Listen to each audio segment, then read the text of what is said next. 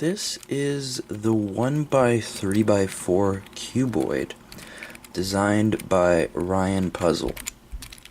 You can see that it is actually quite thick, and you can tell that if you turn it 90 degrees, if you split these pieces in half, you would have actually had a 2x3x4, provided you had the appropriate mechanism.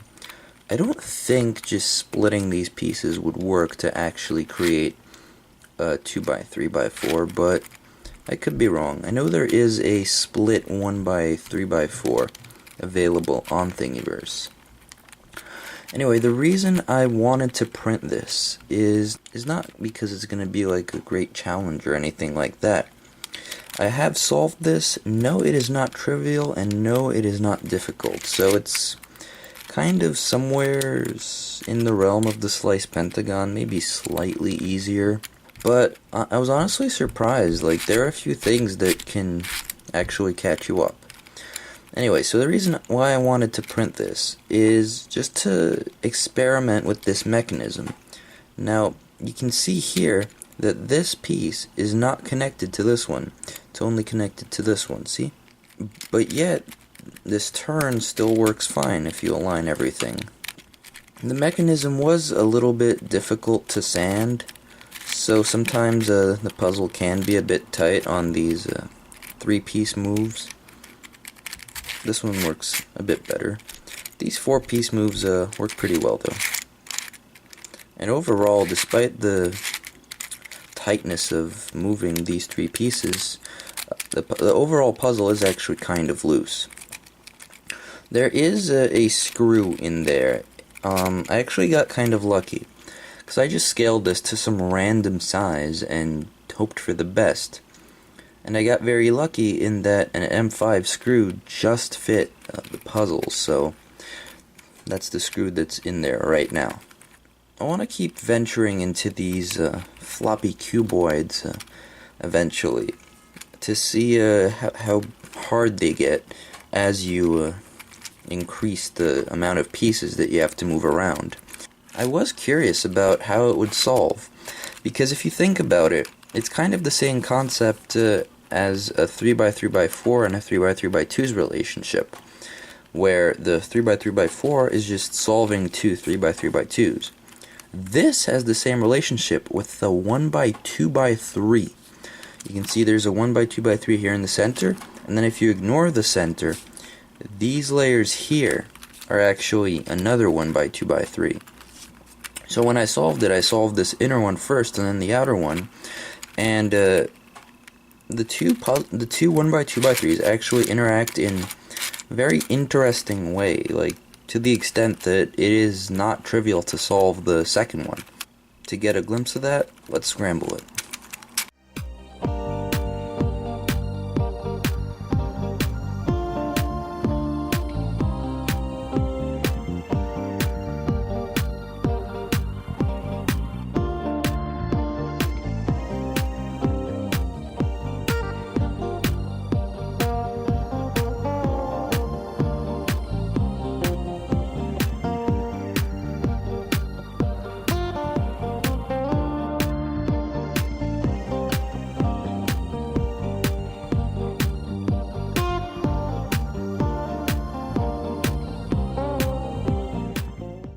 Alright, so what I see now is a scrambled 1x3x4. So now, I'm going to go ahead and try and solve it, I guess. I'll do exactly what I said I was going to do. I'm going to first solve the inner one by 2x3, so let's see, we do this, and then the simple algorithm.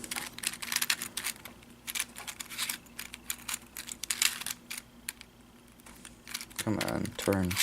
Here we are.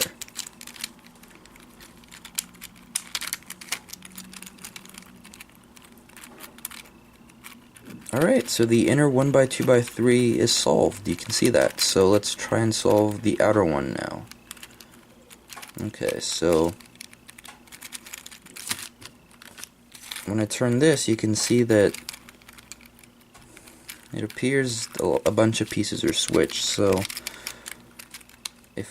So I could just technically... Oh, come on, turn.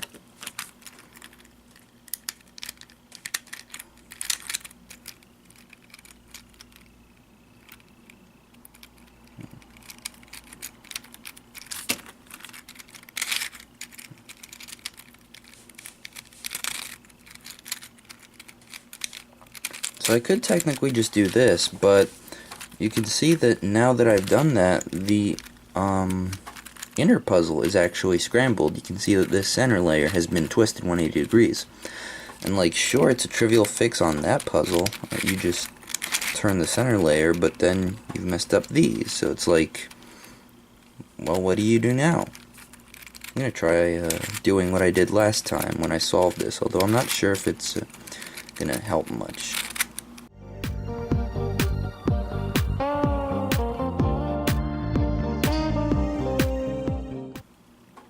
There we go. So this is actually a solvable position, because the algorithm that you use on a lot of cuboids is, when applied to this one, it'll actually turn these and turn this.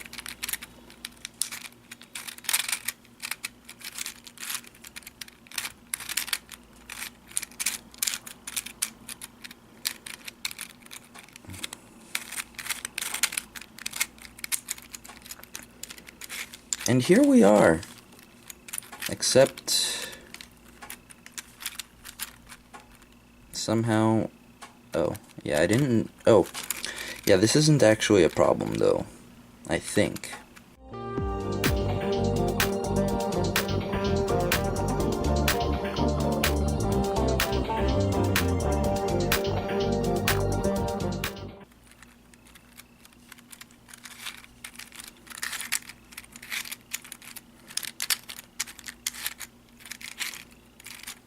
Huh.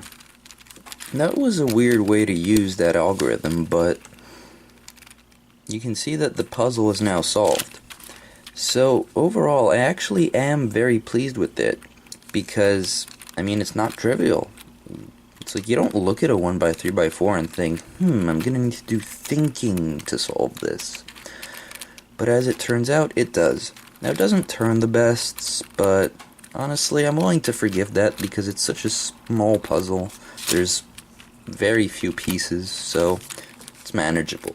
If this was like a 5x5x7 though, and it turned like this, I would probably just give up in frustration. Maybe not. So overall, this is a fun little puzzle. I'm sure it'll turn better if it's more sanded. I did sand some of the innards, but not all of them. Thanks to Ryan for designing this. Thank you for watching, and have a great afternoon.